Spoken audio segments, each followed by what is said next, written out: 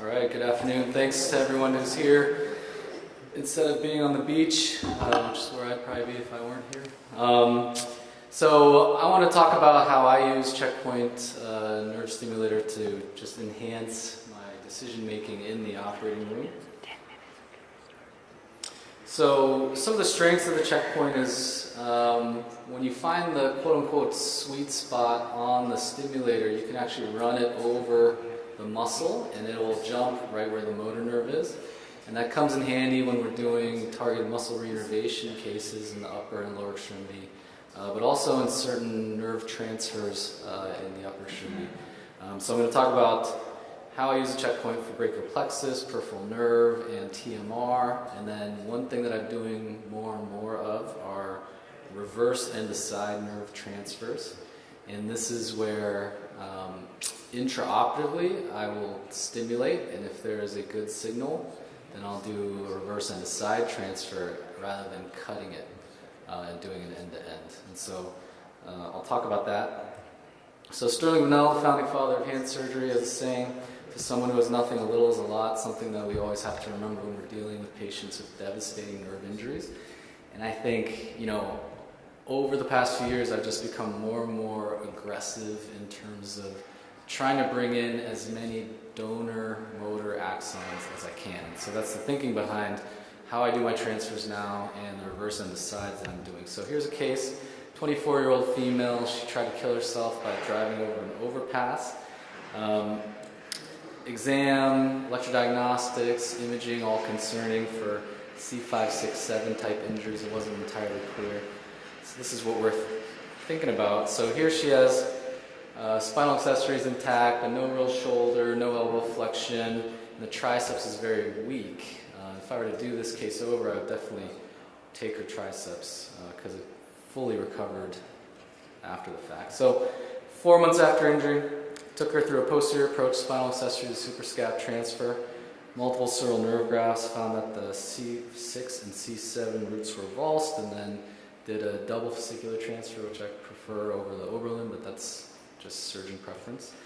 And this is a case when you're doing the posterior approach for spinal accessory to suprascap transfer, you can actually just run the Checkpoint over the trapezius and it'll jump where the spinal accessory nerve is, and that can help save time and increase efficiency in the operating room.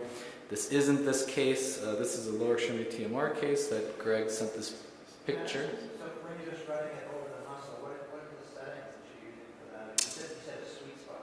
Yeah, you kind of have to play with it. I don't have... Kevin may have a better answer than me. Setting it at 0.5? Yeah, I start at 0.5 and then I just play with it. So either 0.5 or 2 and then go from there. Because you'll see a definite contraction where the motor... So he's just running this over, I think this is the hamstring muscle, and he's just running it on the muscle. And it's jumping where the nerve is. And so a few spreads under there, you're going to find your motor nerve. So for TMR, it's definitely a great thing to do. For this posterior approach to the spinal accessory to suprascap, it saves a little bit of time because sometimes getting in that right plane and finding the spinal accessories can be a little time consuming. So in this case, C5 neuroma was excised. Like Dan was saying, we did sural nerve grafts, no sutures, all glue, double fascicular transfer. And then she actually, disappeared for over a year after her 6-week follow-up, and her psychiatrist, everyone thought that maybe she had finally succeeded in killing herself. But then she came back 15 and a half months later, no therapy, was happy, was in school part-time to be a veterinary technician, and was working at Jiffy Lube, and was just happy that she was able to do more than she ever expected she would. I'm going to talk about this case just because I learned a lot from this case. Here's a 26-year-old guy, came to me late, so I didn't see him until 10 months after his injury. Exam was concerning for a C5 injury. Electrodiagnostics showing that the suprascap had numerous motor units, but the axillary nerve had low potential for recovery on its own. Here he is, you can see he's got a reasonable suprascap, but his axillary nerve is weak. And so in this young guy, we didn't take him to the OR until 11 months later. I wanted to just bring as many donor motor axons as I could. And so 11 months after injury, I did a thoracodorsal and triceps to axillary nerve transfer through what I like to call a little boomerang incision. You could ignore this old nerve stimulator. This is before I saw the light with the Checkpoint. But so thoracodorsal nerve to posterior axillary branch and long head of the triceps to anterior axillary branch, end to end. 6 months later,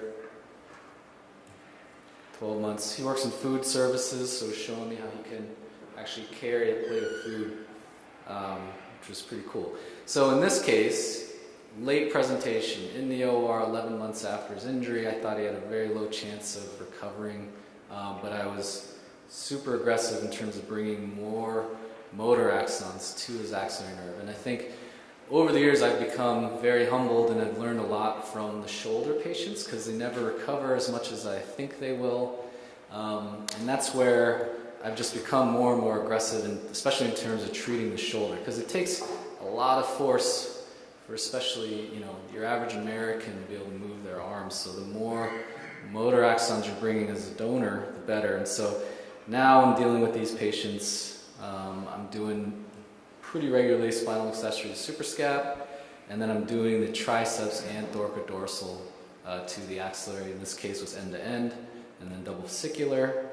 And again, this is the Checkpoint comes in handy for that posterior transfer.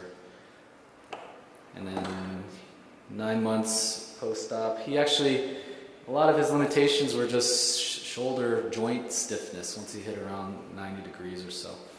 And so, I have a series of patients who did not do so well with their shoulder recovery when electrodiagnostics and everything makes it seem like, this may recover on its own. And this is where I started thinking about using the reverse end-to-side nerve transfers popularized by Susan McKinnon, showing, at least in her animal data, that has comparable axon regeneration to end-to-end. And so in some of these patients where electrodiagnostics say that they're partially recovering, and in the past where I've just left them alone, I've definitely everyone ends up disappointed afterwards 2 years later, and they still can't really move their arm completely. And so I started thinking in young, healthy people, the surgery itself it's a surgery, but it's not that long. Maybe if I can do end-to-sides or reverse end-to-sides, technically, we can bring in more axons to power the shoulder without actually cutting the source nerve. And so becoming more aggressive. And so this patient didn't get him. Again, he was a late presentation, but was already just not recovering completely. Did a reverse end-to-side spinal accessory to suprascap transfer. You just need to take longer nerves. And then medial head of the triceps, anterior branch thoracodorsal. And then that patient came to a 6-week follow-up and then disappeared, so I just assume that he's doing awesome. Other patients, here's one. This guy, original electrodiagnostics, said, his shoulder's not going to recover at all. I booked him for surgery, but at that time in Seattle, I was booking like 2 months out. And he shows up for his pre-op visit, and he's like, hey, look at this.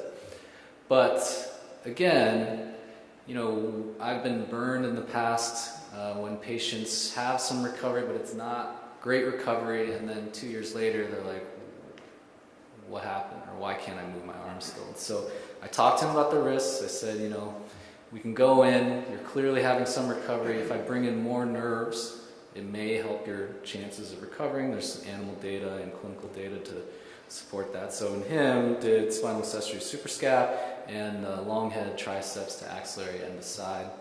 And then here he was 5 months later. And again, it's tough to say. These guys may recover on their own. But I think, again, I've had a whole list of patients who did not recover on their own, and I wish I could have done more. When you do your end-to-side, what kind of damage do you do to the recipient nerve? I don't mean that in a bad way. Yeah, you mean technically? Purposeful damage. Yeah, so I make the epidural window and I try to at least kind of rough up the perineurium, for lack of a better term. I think most people, there's no real technique, I think. Yeah, I want to at least create enough injury that you're going to get some axon ingrowth. Tommy, do you have any technical pearls on that?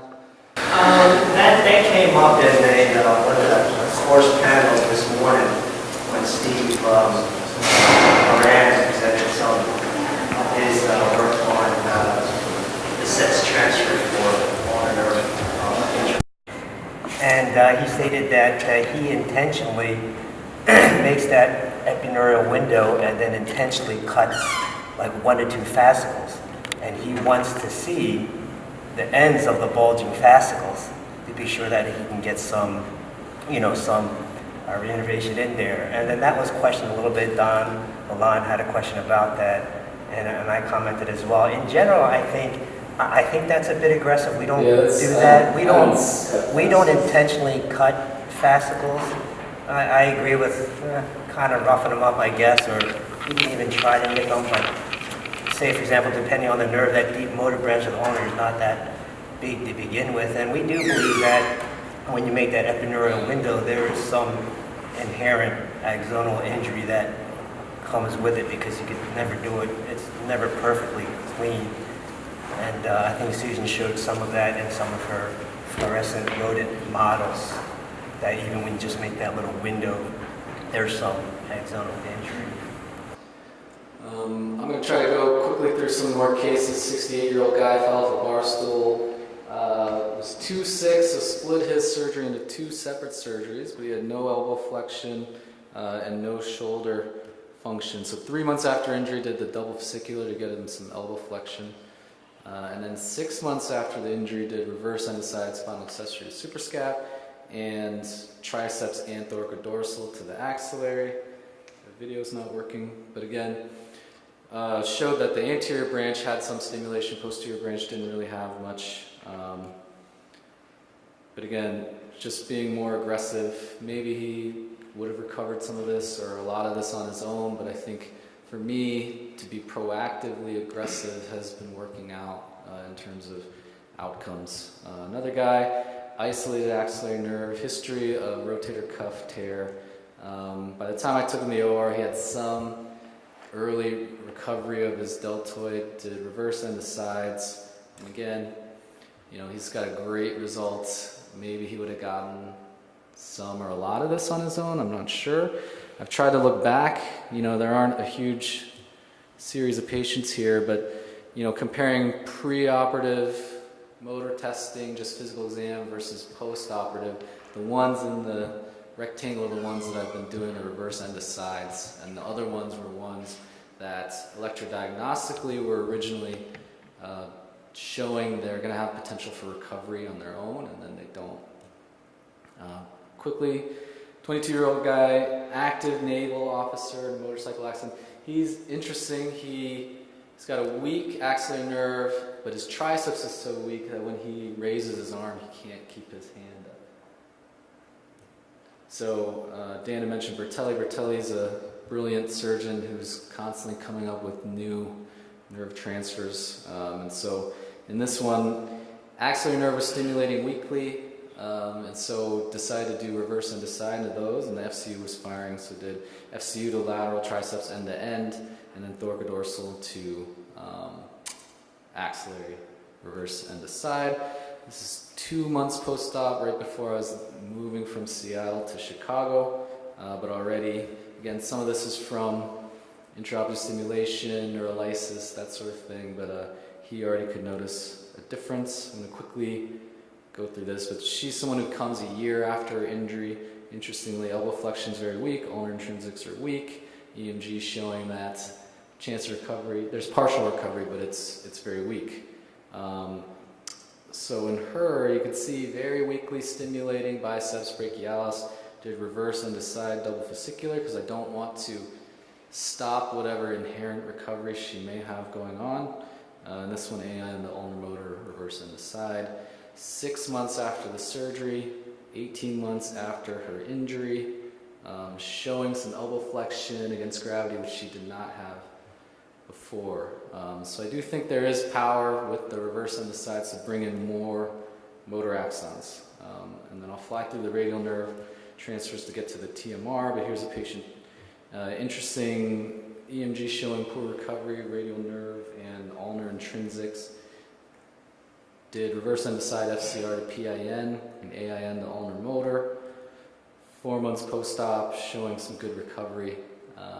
And again, like I'm trying to spread the message. I'm just trying to bring as many axons as I can. And if it's already recovering, I'm doing reverse end to sides, and hopefully it's bringing in more.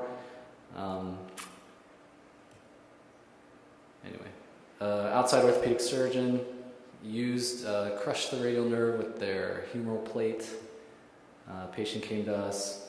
So in this situation, use the combination of nerve grafting and distal reverse end to side transfer to quote-unquote act as a babysitter for the motor end plates to get there quicker, while allowing the nerve graft to also bring some axons in. So here's reverse end to side, FCR to PIN, 4 sterile nerve grafts with glue. And then I talk about it in a discussion on a Mayo Clinic group was looking at grafting versus nerve transfers, and I made the comment, why can't we do both? Grafts with distal reverse end to side. So the power of these, they can act as babysitters and hopefully increase the total number of motor axons that ultimately make it to the muscle. Here's an interesting patient, had posterior spinal fusion 4 months previously, woke up, couldn't move either of his arms.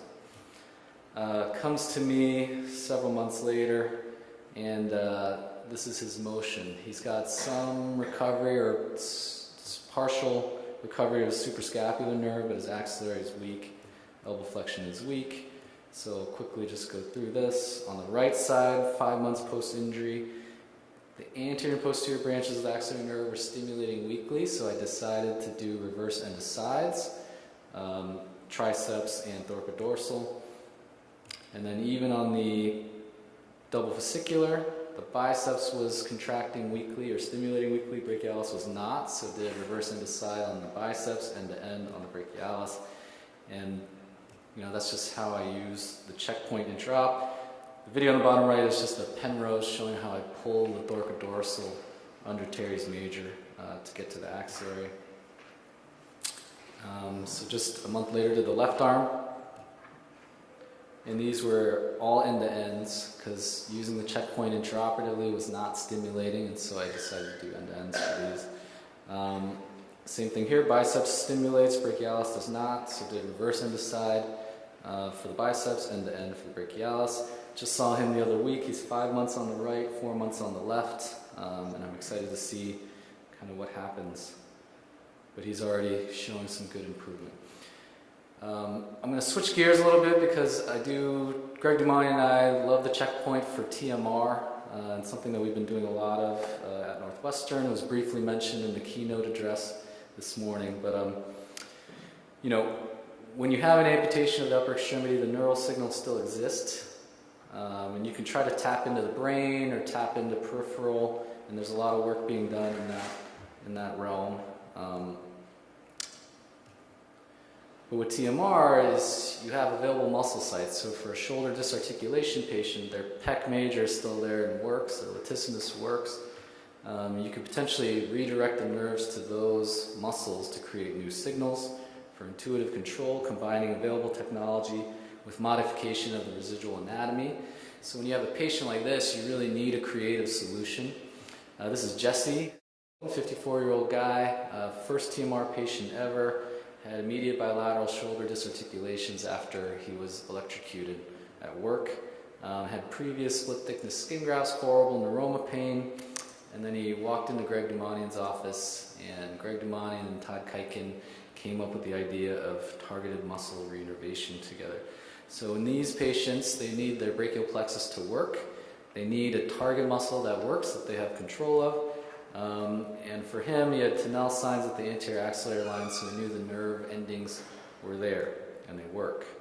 Crude schematic from the original paper, but essentially just mobilizing the nerve stumps, dividing the pec major into different segments of nerve with their own innervation, creating these distinct segments, taking one pec function and creating 4 new separate functions that can be used to control a prosthesis.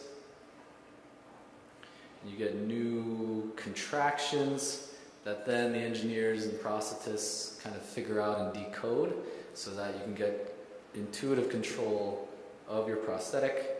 With pattern recognition, you can decide certain parts of the chest will contract when you try to abduct the thumb or supinate the forearm or use elbow flexion or extension. And this allows the amputee to do intuitive control of a myoelectric prosthesis. And this is an old video, it's like 2007, so the arms are much better now. But this was very telling. He said, "Doc, now I can do things without having to really think about them." And one thing that Miles O'Brien talked about this morning is we realized we were doing these TMR cases for motor control of a prosthesis, but almost all of them anecdotally were saying, "Hey, I used to have all this pain. I couldn't wear my prosthesis. That pain's gone." And so we looked retrospectively, and this was published in Core in 2014, but essentially looking at 82 nerve transfers, and the 15 patients had pre-transfer neuroma pain. Only one had post-transfer neuroma pain, and that was actually from an MABC that was not even transferred. So the most important point is now 23 out of 26 patients can actually wear a prosthesis, which they could not do before. So the thinking is that the neurotrophic factors, you have a vascularized scaffold and a denervated target, gives the nerve somewhere to go and something to do, and that probably is the reason why you don't get neuroma formation. We did some studies in the lab, in animal studies, to further confirm this. Here's one of my early patients, horrible neuroma pain, shoulder disarticulation. He's got an unstable skin graft that also prevents him from wearing a prosthesis. Multiple Tennel signs on the chest, so needed to do something to not only resurface the soft tissue, potentially bring in a new target. So did a standard shoulder dysartic TMR, but also took a latissimus with the thoracodorsal nerve using the old stimulator, but actually did an ulnar nerve to thoracodorsal nerve transfer as part of this TMR. And this is him like a year later, just showing some of the different functions he's getting here. And he hadn't really psychologically been ready to try a prosthesis. So for TMR, we're doing it for transradials. You can see these horrible neuromas. We're cutting them out, transferring them, median to AIN, ulnar to FCU, dorsal sensory branch to the FDS. And then here's an interesting patient. She got dragged 100 yards by a horse. I offered to try to ectopically bank her fingers, and she was very smart and said no. So she unfortunately had an amputation, did a paraumbilical perforator flap. Here she is just using a standard myoelectric, but 6 months after this she had horrible neuroma pain. So went in and did TMR, median to AIN, dorsal sensory branch to the FDS. Her ulnar nerve was scarred, so I just left it alone. We're doing TMR for transfemoral amputees. Sciatic branches just transferred to the hamstring using PROMIS pain questionnaires to demonstrate that these are actually helping. Again, in these situations you can use a checkpoint to just very quickly find where the motor nerves are, especially in some heavier patients with more fat. You can kind of run them over the muscle and it'll jump, and then you do a few spreads and you find your motor nerve, and that's where you plug your TMR. Nerve transfers, doing these in transtibial amputees. So there's perineal, medial, lateral, sural, and tibial, just finding any motor branches to the calf muscle, so gastroc soleus complex. And sometimes these people have had multiple traction neurectomies. Sometimes their neuromas, even in a BK, are way up in their thigh. So got to get a little creative in terms of how you're doing these transfers. But showing with PROMIS that these, the pain is getting better. It's not perfect in terms of just outcomes measures, but we believe in it so much we're doing it in non-amputees. There's a lady who's had multiple orthopedic surgeries. They keep just cutting her sural nerve higher and higher. So she's not an amputee, but I got her sural nerve and just plugged it into a motor branch to the soleus. best she's felt in years. But then she developed pain out here, which is where I think we cut the lateral sural branch, so she developed a neuroma there.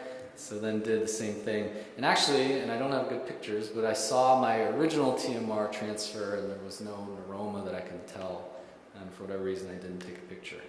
And then this is an interesting guy, hand amputation through, with a log splitter, reconstructed him, did delayed sural nerve grafting. He developed neuromas, so then did TMR for his sural nerve to the calf muscles. And then I'll end with this case, the case we just did a few weeks ago. Greg Demonian's patient, he asked me to come help out just to help with the free flap. But a 20-year-old guy, traumatic, short, transradial amputation. You can see he's got bone sticking out of the end of the stump. He's got horrible neuroma pain. He's had no fewer than 30 previous surgeries. Every flap and reconstructive effort has failed because of HIT.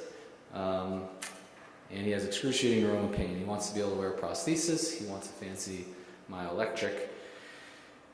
That circle that's the ulnar neuroma, just right under the skin graft. You can't even look at it without him jumping. But treated him kind of like a transhumeral. Even though we left, he had some forearm volar musculature that we left intact. But did TMR of the radial nerve to a triceps branch, ulnar nerve to the medial bicep, and then the right here, we're using the checkpoint, showing that we're leaving the branches to the flexor muscles of the forearm. That's potentially a signal that they can use for the prosthesis. And I'm going to plug the median nerve into our flap. So did an ALT flap with vastus lateralis, so taking the motor branch to the vastus lateralis and using that as a new signal for TMR to reconstruct both soft tissue, but also do the TMR surgery that will hopefully allow him to use a myoelectric prosthesis. I just saw him, he's 2 weeks out. His old skin grafted skin is dying, not surprisingly, but the flap looks good. And then just wanted to give a shout out. So we do have a multi-center Department of Defense clinical trial looking at the use of TMR for neuromas in upper and lower extremity amputees. Got a bunch of different sites. We have more sites involved. Vanderbilt's joining, I think Oklahoma. So I use Checkpoint a lot. I believe in it. It's a great stimulator, and I don't think there's anything else on the market that's comparable. So thank you very much for your time.